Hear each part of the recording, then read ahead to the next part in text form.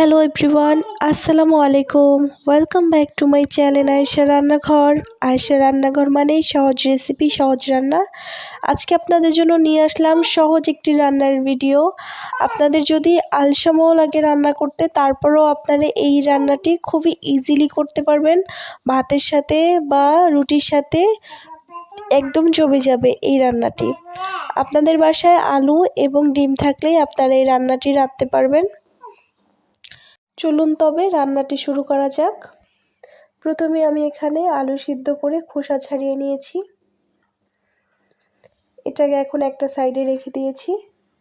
এবার আমি পেঁয়াজ কুচি করে কেটে নিয়েছি, ডিম ভাজার সময় যেভাবে কাটতে হয়। এরপরে দিয়ে দিচ্ছি হলুদের গুঁড়ো, মরিচের গুঁড়ো, ধনিয়ার গুঁড়ো, স্বাদ অনুযায়ী লবণ, সামান্য আদা রসুন বাটা। আমি এখানে ডিম ভেঙে নিচ্ছি দুটো। ডিম ভাঙা হয়ে গেলে ভালো করে ফেটিয়ে নিচ্ছি।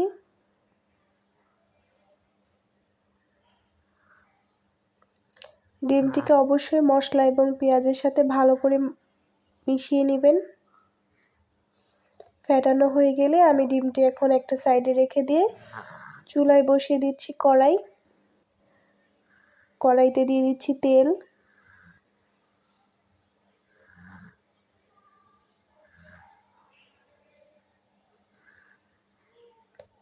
তেলটি গরম হওয়া পর্যন্ত অপেক্ষা করব।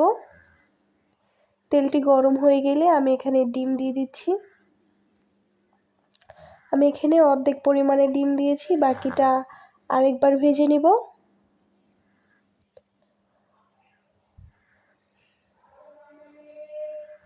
তো এরপর আমি ফোল্ড করে নিচ্ছি।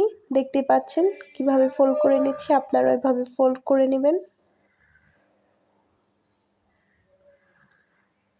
এরপর আমি পিস পিস করে কেটে নেব।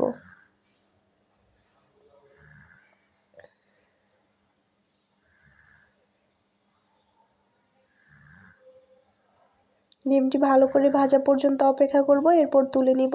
এরপরে অবশিষ্ট থাকা ডিমগুলো আমি ভেজে নিচ্ছি। সেম প্রসেসেই ফোল্ড করে আমি পিস পিস করে কেটে নেব।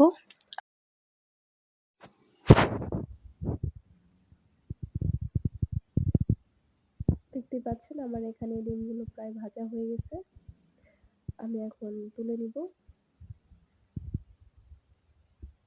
তুলে নেওয়া হয়ে গেলে একই প্যানে আমি দিয়ে দিচ্ছি তেল।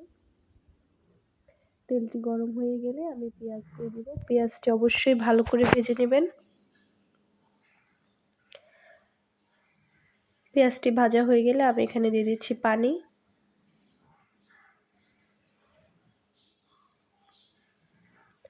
এবার আমি এখানে অ্যাড করব মশলা। দিয়ে দিচ্ছি আদা রসুন বাটা, হলুদ গুঁড়ো, মরিচ গুঁড়ো, ধনিয়া গুঁড়ো, গরম মশলা। এখানে গরম মশলা গুঁড়োটা আমি দিয়ে দিচ্ছি। এরপরে মশলাটা ভালো করে কষিয়ে নিব। দিয়ে দিচ্ছি স্বাদ অনুযায়ী লবণ। মশলা থেকে তেল ছাড়া আগ পর্যন্ত ভালো করে কষিয়ে নেব।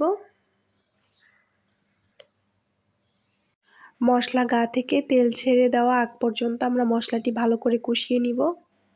মশলাটি ভালো করে কষানো হয়ে গেলে সিদ্ধ করা খোসা ছাড়িয়ে রাখা আলুটি হাত দিয়ে ম্যাশ করে দিয়ে দিব। অতিরিক্ত ম্যাশ করা যাবে না, হাত দিয়ে যতটা ম্যাশ করা যায়। এরপরে মশলার সাথে 2-3 মিনিটের মতন কষিয়ে নিব। আলুটি 2-3 মিনিটের মতন কষানো হয়ে গেলে এখানে দিয়ে দিব পর্যাপ্ত পরিমাণের পানি। এই রান্নাটি যদিও অতটা ঘন হবে না, আবার অতটা পাতলাও হবে না, তো সেই অনুযায়ী বুঝে এখানে পানি দিতে হবে।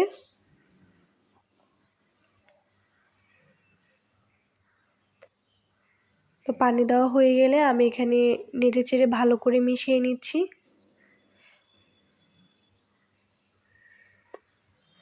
এবার আমি ঢাকনা দিয়ে ঢেকে রান্না করে নেব। ঢাকনা দিয়ে ঢেকে রেখেছিলাম বলক আসার আগ পর্যন্ত। বলক চলে আসছে, এখন আমরা এখানে দিয়ে দিব ডিম। ভেজে রাখা ডিমটি দেওয়া হয়ে গেলে আবারও নেড়েচেড়ে মিশিয়ে আমি এখানে ঢাকনা দিয়ে ঢেকে কিছু সময় জাল করে নেব। যেহেতু আমাদের এখানে ডিমটা ভাজা, আলুটাও সিদ্ধ করা, তো এখানে বেশি সময় রান্না করতে হবে না। শুধু যেহেতু আমরা পানি অ্যাড করেছি, এটা শুধু জাল করে নিলে, কিছু সময় জাল করে নিলে রান্নাটি হয়ে যাবে। আমার এখানে রান্নাটি প্রায় কমপ্লিট।